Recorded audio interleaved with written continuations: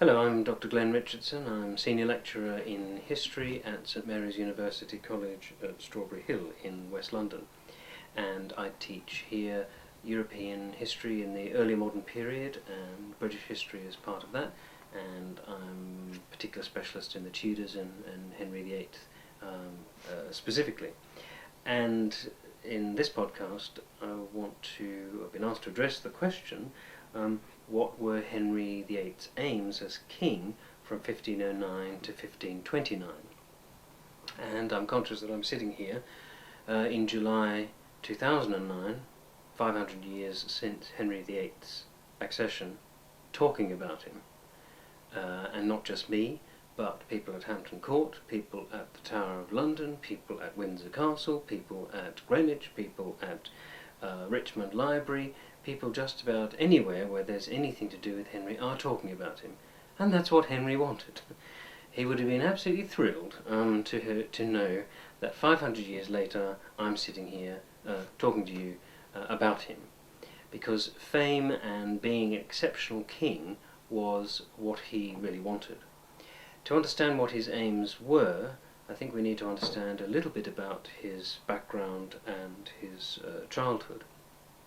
Because Henry grew up in that period, immediately in that generation, of course, immediately after his father had secured the English throne with his victory at the Battle of Bosworth in 1485, and had more or less brought to an end, they don't end quite then, but more or less brought to an end the so-called Wars of the Roses, the period of noble instability and basically gangland warfare between the toughs in the late medieval period in England.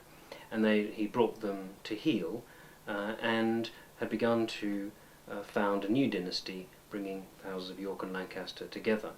And as a young boy, Henry grows up at Eltham Palace, where he lives with the ladies of his mother's household, his mother, of course, Elizabeth of York, and he grows up there with his sisters Mary and Margaret. His elder brother Arthur, of course, the heir to the throne of Henry VII, was somewhat older, and by the time Henry was being educated from about the age of 7 at Eltham, Arthur was already off about being Prince of Wales and learning how to be king. So Henry's aims were very much focused for him through his education. His earliest learning is with the court poet John Skelton, with whom he learns some Latin, French, Italian. They read histories together, write a bit of poetry together. He was probably taught to write by his mother, Elizabeth of York. Historians have noticed the similarity of the handwriting between Elizabeth and her letters and that of her son Henry. And so in this very cosseted, closed world of Eltham Palace, he spent the first 8 or 9 years of his life, and then eventually, after the death of his brother, Prince Arthur, he moved out of that sphere into the royal court alongside his father for the last 4 or 5 years of Henry VII's reign, where he began his sort of apprenticeship as now the heir, as to what to do, how to be a king. So his ambitions and his aims were developed through his education and through his imagination and through experience of living with and being trained by his father in the years before Henry VII's death in April 1509.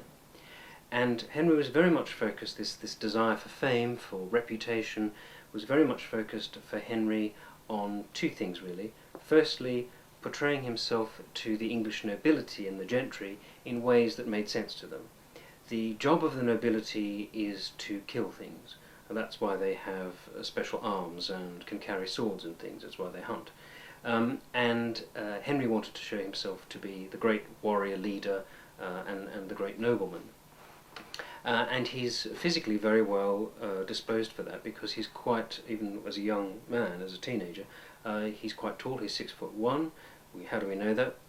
We know that because of the armour. There's various suits of armour that were made for Henry at various times in his life, and they are all 6'1" high. They get wider, of course, as time goes on. The first one that's made for him, he's quite slim, relatively, but he was always, a big lad, and that was very good for hunting, for riding, doing all the things that the nobility needed him to be good at doing. And he spent a lot of his time as a boy and as a teenager honing his skills, developing his skills. He's very strong physically, very good archer, and the sport which he practiced, though he didn't actually engage in until he became king, was jousting. That was the main tournaments, was what he was mainly interested in. But they're very dangerous, and his father forbade him from participating directly in tournaments. He did all the kind of preparatory exercises which knights have to go to become good at the tournament, but he didn't actually joust against other men until he became king. And then he did it quite a lot for the first couple of years of his reign. So that's, in a sense, to look the part, to be the part, and to impress the nobility and gentry of England is one of his first aims as king, which he succeeds at reasonably well. Of course, it's not all fun and games for a king. Henry is by nature not that interested in the boring administration. There's often a contrast, perhaps we have to be careful not to draw too great a contrast, between Henry VII, who's often perceived to be this kind of, I suppose, accountancy book king, likes to tick all the accountants' accounts off of his administration, all that kind of thing, rather bookish, with this young, daring-do Prince Henry. Having said that, Henry's not that interested in administration, and is much more interested in having a good time, which is where, for example, Cardinal Wolsey, without whom Henry would be a rather different king, comes into the picture, because even while Henry is still quite a young man and still new at the job, Wolsey becomes his great advisor and principal assistant in carrying out the various aims that he wants. There is another couple of podcasts in this series on Wolsey if you're interested in hearing more about that. But Henry's principal aim, beyond an immediate bonding and approval, support of the nobility, is to have a well-governed kingdom, because that's what most kings want. And his father had done a lot in reform of the administration, in settling down the competition between the great nobles by force or by coercion, and also by other means, so that Henry inherited a fairly stable, fairly well governed and fairly good kingdom. And he also inherited a council from his father, which was able to keep that going. And so for the first throughout his reign effectively, that's what Henry can depend upon, is a well-governed, relatively stable. There are bits and pieces of unrest which we'll come to, not least in consequence of the break with Rome that happens later. But generally speaking, it's a well-maintained, fairly well-governed kingdom, so far as Tudor power extends, which is not very far really away from the south and the southeast. The Badlands of the Welsh Marches, the border with Scotland, Ireland, etc. The Tudor government's control, even in the West Country, the Tudor government's control on those areas of what are nominally the kingdom is often fairly tenuous. But in the heartlands, the Midlands, the southeast, the south, it's fairly strong. So that would be a second aim of Henry, to have a stable, well-governed, obedient kingdom.